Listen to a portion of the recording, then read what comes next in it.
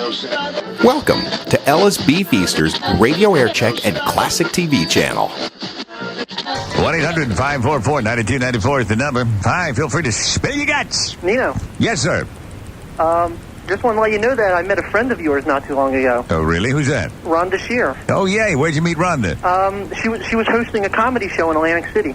And you went up and said, hey, Rhonda. Well, I hung out after the show with my Playboy, and I got an autograph. Uh-huh. She autographed the bowling pitcher. Oh, yeah, that's a hot one, isn't it? Yeah. Ugh. She's very nice. She's got a lot of nice things to say about you. Oh, that's good. Yeah, she's nice. Rhonda and I always have a good time when we get together. So I asked her when she was going to do your show again, and she seemed to think that you were going to do hers before she did yours. Yeah, she invited me, so I told her I'd go back and do it again. When'd you talk to her? This was maybe in December. In December? In December, yeah. Well, it took me this long to call. Man, oh man. But not to say that I don't listen to your show. I listen all the time, but it's always a pleasure to work with Rhonda. Yeah. She's so sweet. I can tell. She's mischievous. She's hot. I'll bet. I'm telling you what, she and I have worked closely together, buddy. Yeah? Fun. Well, that's pretty much it. I want to let you know that she had a lot of nice things to say about you. Well, that's good. Thanks. And, I'm a Rhonda fan myself, too. That'll be the next thing you read in the tabloid. Yeah? Greaseman and Rhonda Shear. Cool. Involved in tawdry liaison. I like it.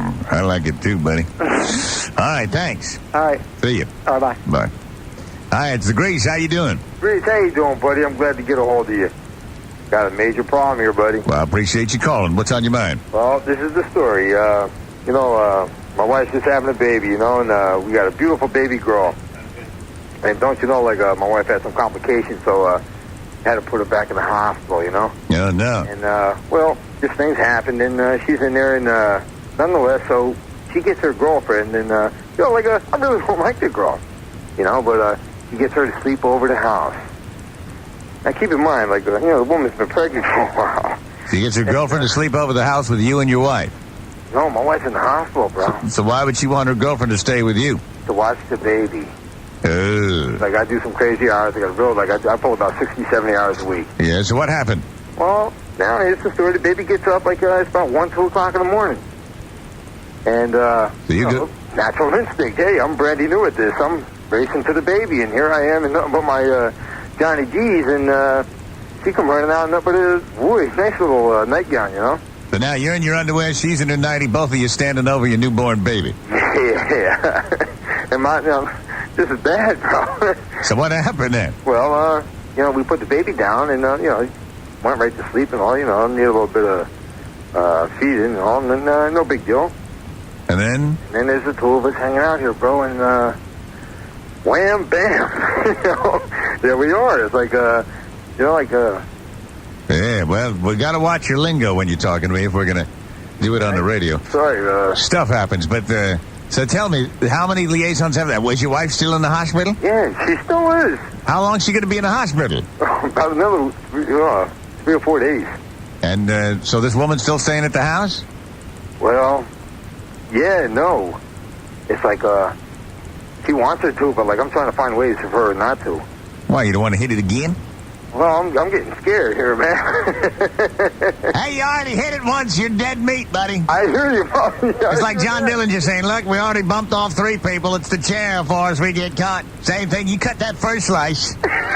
You might as well cut 3 more when she gets home. It's hard as hell going to the hospital and seeing my wife. And and there she is with it. You've got the taste of Judas on your lips. And I don't even like the girl.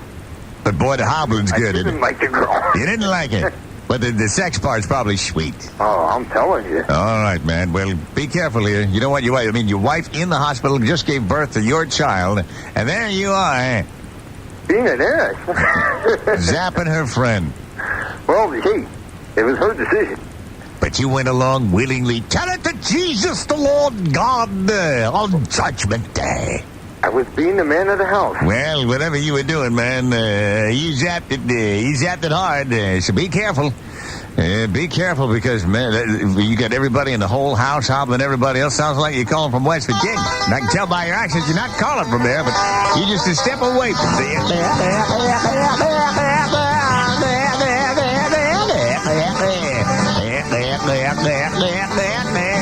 I'm a West Virginia Virginia guy, a West Virginia boy.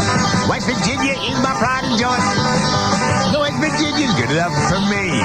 And I said, bad lip, bad lip, I'm a West Virginia guy with a twinkle in my eye. West Virginia's good enough for me.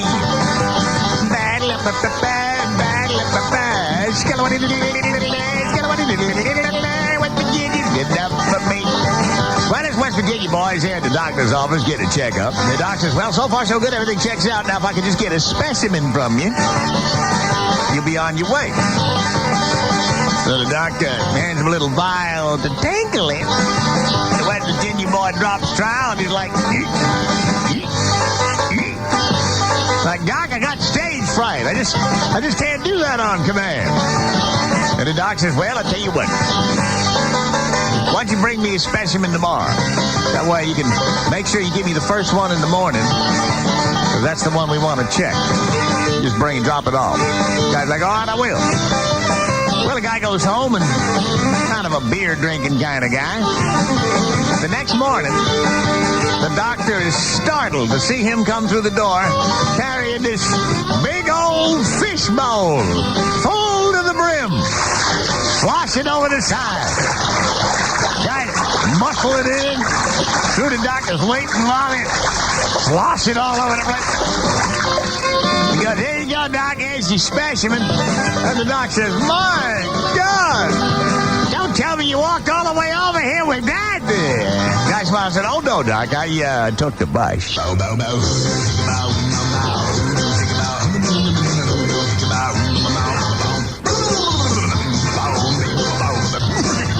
Gonna take a break, and then I'm back with more action in your calls at 1-800-544-9294. Stand by for more of the Greaseman Show. Lost for Words, brand new Floyd on K-Rock. Sweet, let's go right to the phones. A lot of action, a lot of excitement. 1-800-544-9294. It's Grease. Hi. What's on my mind is that my girlfriend, she always thinks I'm in competition, or she always thinks she's in competition with my car. Yeah? Yeah, she always thinks that my car comes first before she does. Well, you're probably right on that, aren't you? You love that car, don't you? Oh, I really love that car. Well, let me tell you something about women, buddy. Have you got something that you really love? Mm-hmm. They'll wrench it from you because that's competition with them. A woman wants to be your be-all and end-all. A woman wants to be the center of your universe. And if you're heavily into golf or heavily into a car, that's competition for her affection. The time you're playing golf or the time you're fixing that car is time you're not fawning all over her. So what you got to do is nip that crap right in the beginning and say, let me tell you something. I love this car. I'll always love this car. I love you too, but you got your place and so does the car. Don't compete with it. It's very important to me. You got a problem with that? Adios. They won't give you any more trouble after you give that speech. And if she takes off, hell with it. When you meet the second girlfriend, you say, you know the damn thing is what broke up this relationship? I ran into a girl who made me choose between me and my car. It's a stupid thing to do. Anybody that does that isn't in my life very long. The second girlfriend won't give you any crap about it either. All right? All right, buddy. These are typical. A lot of guys could never say, I could never say that. I mean, I love little Sally. Yeah, you say it, she'll love you more for it because she likes a man. Little backbone, little spine. Guys think if they bend over backwards to women, they'll love them more. But that's not the case. Women eventually get contempt for you when you allow them to run roughshod on your pleasures. But see, I don't even know why she gets mad because I even let her drive the car. Yeah. And she loves to drive that car. All right. Well, I hope something I've said has penetrated you, sir. It sure has. Search yourself. All right. All right. Be bold. Hi, it's Grace. Hello. Yes, ma'am. Yeah, I have a big problem. All right. Spill your guts. Talk to Papa. Talk to Papa. My parents are divorced. My mom has this new boyfriend. They've been dating for about 2 years. Yes. I've been living at home for about the past 2 months. And we've been attracted to each other this entire time. The other night, my mom was getting dressed, and he finally kissed me. I have no idea what to do. And did you return the kiss with passion?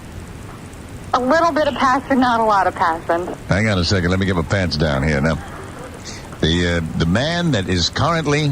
Dating my mother, yes. My mother's boyfriend. How old is your mother?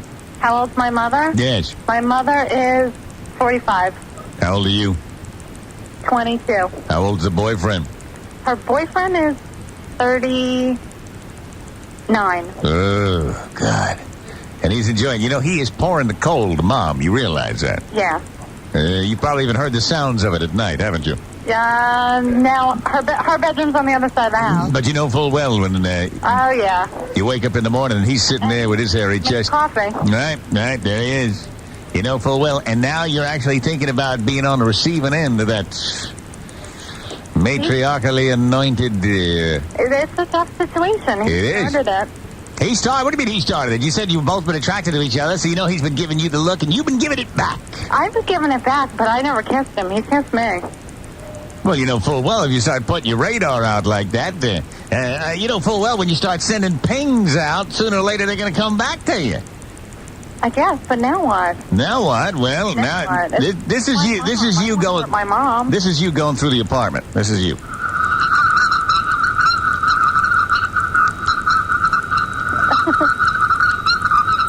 You're sending out radar pings. Radar pings. Right, and then you know he's picking it up. That's why he kissed you. That's why he kissed me. Yes, you were secreting musk, and he reacted. He reacted. Yeah, so here are your two choices. Here are your two choices.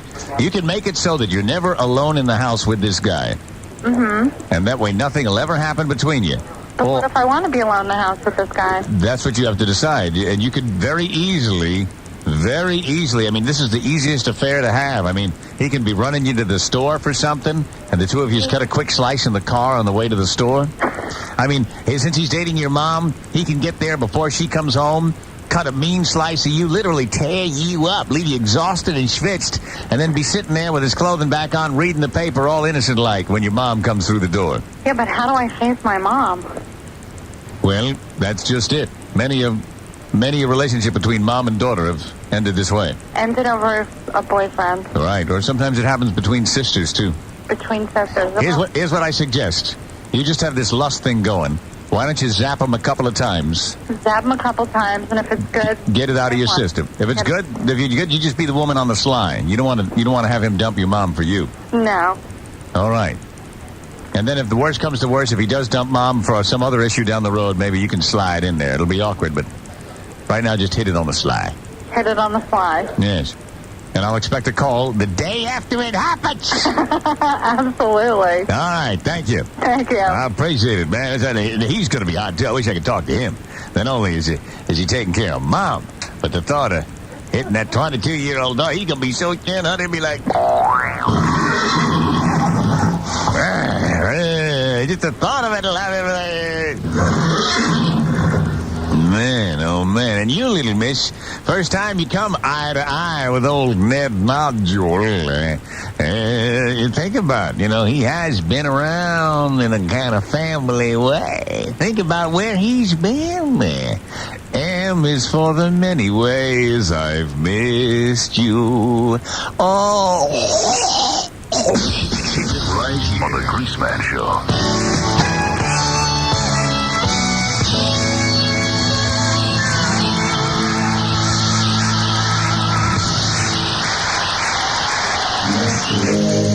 All my troubles seem so far away. You that I bet the Greaseman my pomade. Now I believe in Reparation Age. Suddenly there's a funky man back of me. You and a fan bell clicks between my teeth, and rug burns on my hands and knees.